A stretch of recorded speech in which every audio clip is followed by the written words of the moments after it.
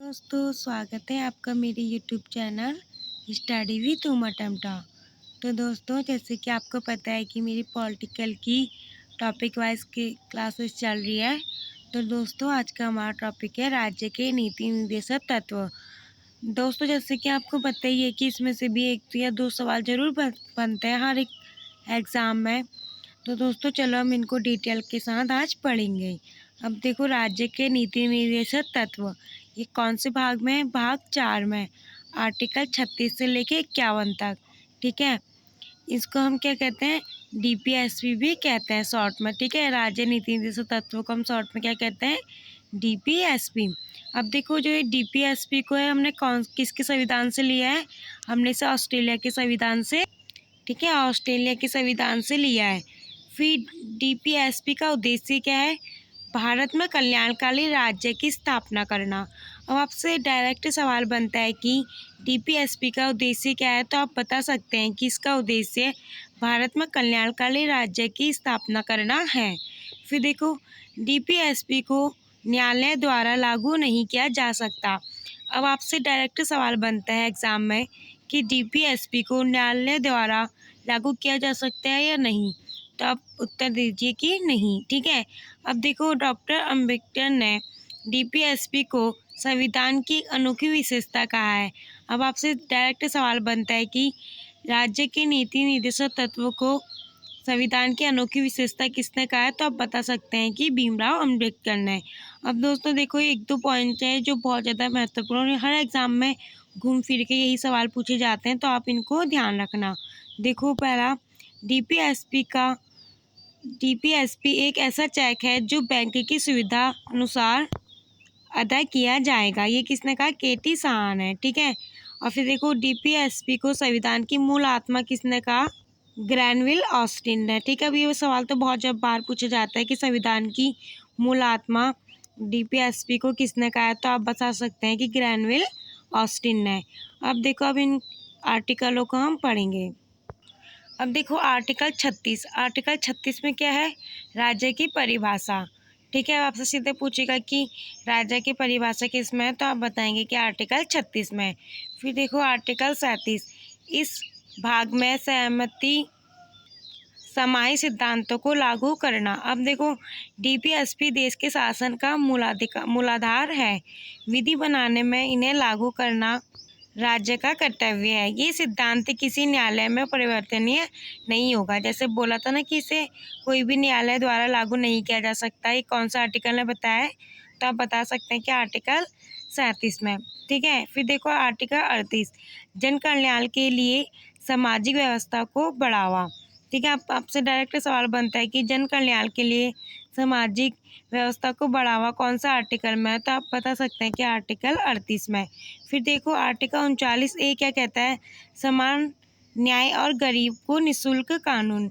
ठीक है, अब क्या होगा? कोई भी न्याय होगा या कोई भी गरीब व्यक्ति होगा, कुछ भी होगा, उसे क्या करेगा?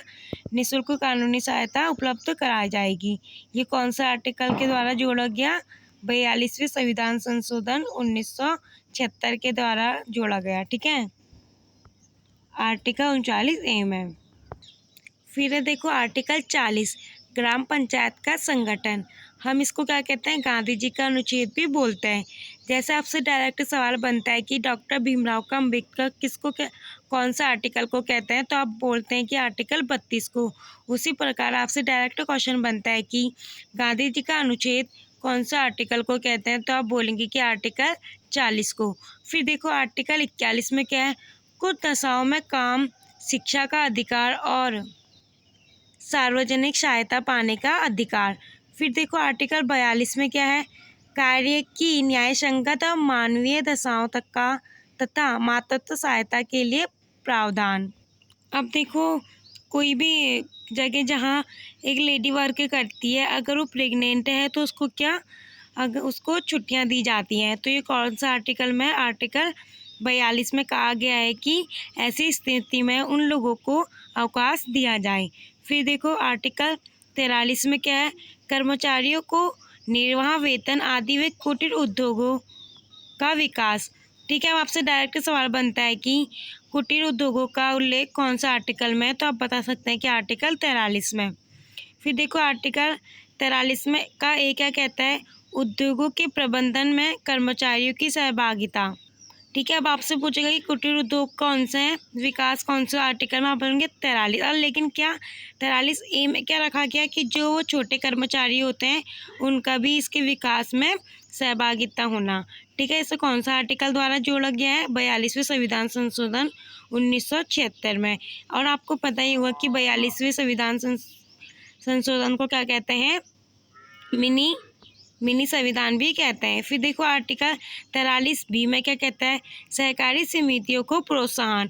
अब आपसे ये क्वेश्चन तो बहुत एग्जामों में बहुत कई बार पूछा गया है कि सहकारी समितियों को प्रोत्साहन कौन सा आर्टिकल में, तो आप बता सकते हैं कि आर्टिकल 43 का बी। ठीक है, इसको कौन सा संविधान संशोधन द्वारा जोड़ा गया, 97वें संविधान संशोधन 2011 के अनुसार। ठीक है, अब देखो ये जो है अनुच्छेद 44 से बहुत बार पूछा गया है कि समान नागरिक संहिता लागू करने का प्रयास करना।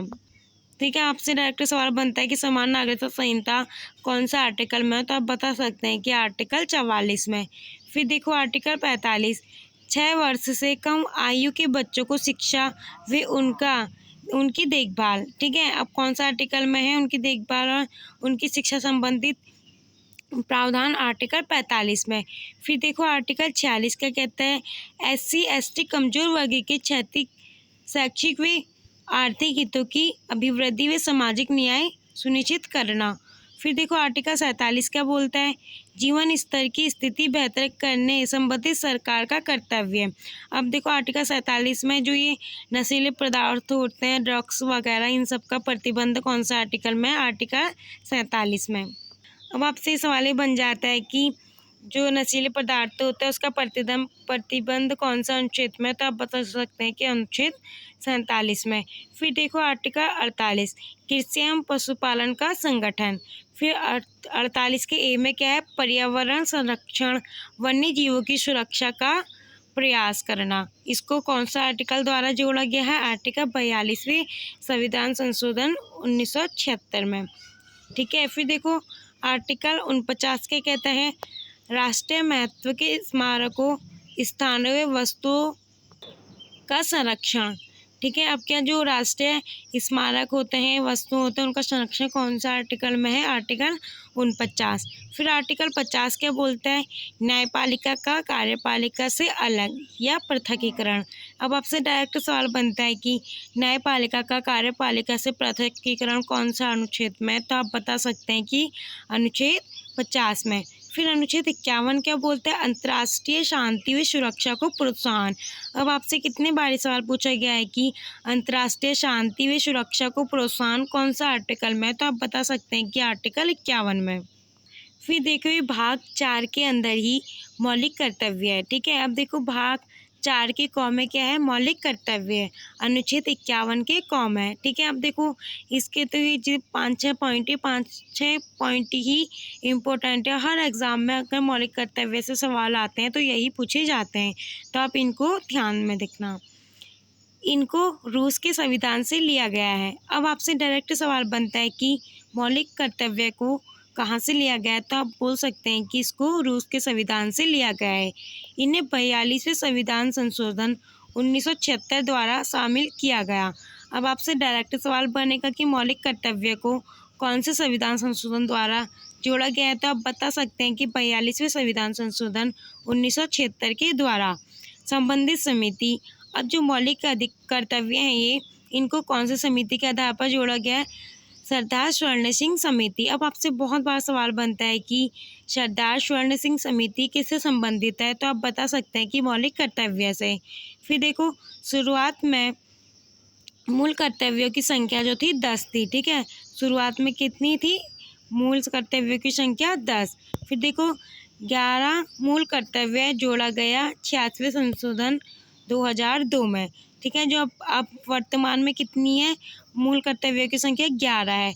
इसको कौन सा आर्टिकल द्वारा जोड़ा गया, ठीक है, कौन सा संविधान संशोधन द्वारा जोड़ा गया है, 86वें संविधान संशोधन 2002 में।